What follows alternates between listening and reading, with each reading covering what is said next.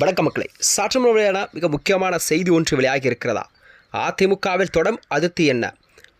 அதாவது சிங்கப்பூர் சென்ற எஸ்பி வேலுமணி எடப்பாடிக்கு அனுப்பிய ஃபைனல் மெசேஜா? வாங்க விடிவ மூலமாக கண்டலாம். அதாவது தமிழக அரசியல் வரலாற்றிலே இந்த 2026 சட்டமன்ற தேர்தல் முடிவுக்கு பிறகுதான் தமிழகத்தில் மாறக்கூடிய இந்த மாற்றமெல்லாம் அனைத்து கட்சிகளிலும், அதாவது உட்கட்சி வாரம் பிளவு எல்லாம் நாளுக்கு நாள் தீவிரமடைந்துள்ளதா? அதாவது அனைத்து கட்சிகளும் தங்கள் கட்சியை ராஜினாமா செய்துவிட்டு மாற்றுக் கட்சிகள் சேர்வது என்பது தமிழக அரசியல் வரலாற்றிலே தொடர்ந்து நீடித்து கொண்டிருக்கிறது. அந்த வகையில்தான் அதிமுகவில் ஏற்பட்ட பிளவு என்பது கண்டிப்பாக, அதாவது அதிமுகவின் பிளவு இரு அணியாக செயல்பட்டு வந்த நிலையில்தான் ஒரு அணியானது எஸ்பி வேலுமணி, சி.வி. சண்முகம் தலைமையில் ஒரு அணியாகவும், மற்றொரு அணியின் பொதுச்செயலாளர் எடப்பாடி பழனிசாமி தலைமையில் ஒரு அணியாக செயல்பட்டு வந்ததா? அதாவது இந்த 2026 சட்டப்பேரவை தேர்தலில் அதிமுக என்பது 3வது இடத்துக்கு தள்ளப்பட்டதை தொடர்ந்து கட்சிக்குள் ஏற்பட்ட உட்கட்சி அதிருப்தி இன்னும் முழுமையாக அடங்காத நிலையில்தான் நீடித்து கொண்டிருக்கிறதா? அதாவது அந்த வகையில்தான் அதிமுகவின் முன்னாள் அமைச்சரான எஸ்பி வேலுமணி புதிய தகவல் ஒன்று வெளியிட்டிருக்கிறார். அதாவது தேர்தலுக்கு பிறகு முன்னாள் அமைச்சரான எஸ்பி வேலுமணி, சி.வி. சண்முகம் மற்றும் விஜயபாஸ்கர் உள்ளிட்டோர் எடப்பாடி பழனிசாமி தலைமையில் மீது அதிருப்தி தெரிவித்ததாகவும், தாவேக்காவுக்கு ஆதரவான நிலப்பாட்டை எடுத்ததாகவும் தகவல் வெளியாகிய நிலையில்தான் அவர்களிடமிருந்து கண்டிப்பாக முக்கிய கட்சி பொறுப்புகளெல்லாம் பறிக்கப்பட்டு இருப்பதாக எடப்பாடி பழனிசாமி அவர்கள் தெரிவித்திருக்கிறார்.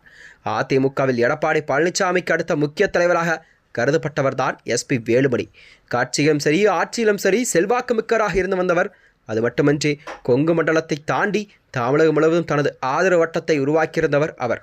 தேர்தல் தோல்விக்கு பிறகு எடப்பாடி பழனிசாமி இந்த உறவு என்பது விரிசலை சந்தித்ததாக கூறப்படுகிறதா?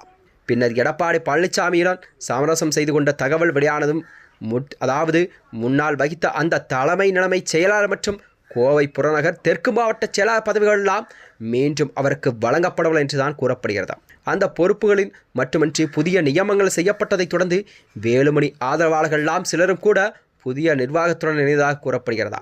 இதற்கிடையில்தான் குடும்பத்துடன் எஸ்பி வேலுமணி அவர்கள் சிங்கப்பூர் சென்றுள்ளதாக தகவல் வெளியாகி இருக்கிறதா? சில வாரங்கள் அங்கு தங்கி ஓய்வு எடுக்கவும், தனிப்பட்ட தொழில் சார்ந்த பணிகளில் ஈடுபடவும் அவர் திட்டமிட்டுள்ளதாக கூறப்படுகிறதா? இதன் காரணமாகத்தான் கண்டிப்பாக வர இருக்கும் இந்த சட்டப்பேரவை கூட்டத்தொடரில் அவர் பங்கேற்பாரா என்ற கேள்வியெல்லாம் மக்களிடம் வெகுவாக எழுந்திருக்கிறதா? இருப்பினும் இது குறித்து எஸ்பி வேலுமணி அல்லது அதிமுக தலைமையிலிருந்து இதுவரை எந்த ஒரு அதிகாரப்பூர்வமான அறிவிப்பும் வெளியாகவில்லையா? எனவே தற்போது வெளியாகும் தகவல் அரசியல் வட்டாரங்கள் பேசப்படும் தகவலாக பார்க்கப்படுகிறது.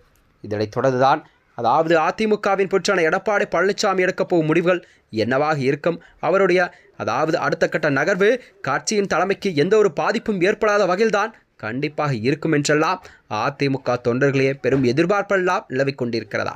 ஏனென்றால் அதிமுகவிலிருந்து விலகிச் சென்று ஒவ்வொருவரும் மாற்றுக் கட்சிகள் சேர்வது என்பது தமிழக அரசியல் வரலாற்றிலே புதிய மாற்றத்தை ஏற்படுத்தியிருக்கிறதா? மேலும் இதுபோன்ற வீடியோக்களை தெரிந்து கொள்ள நமது சேனலை மறக்காமல் சப்ஸ்கிரைப் செய்து கொள்ளும். நன்றி, வணக்கம்.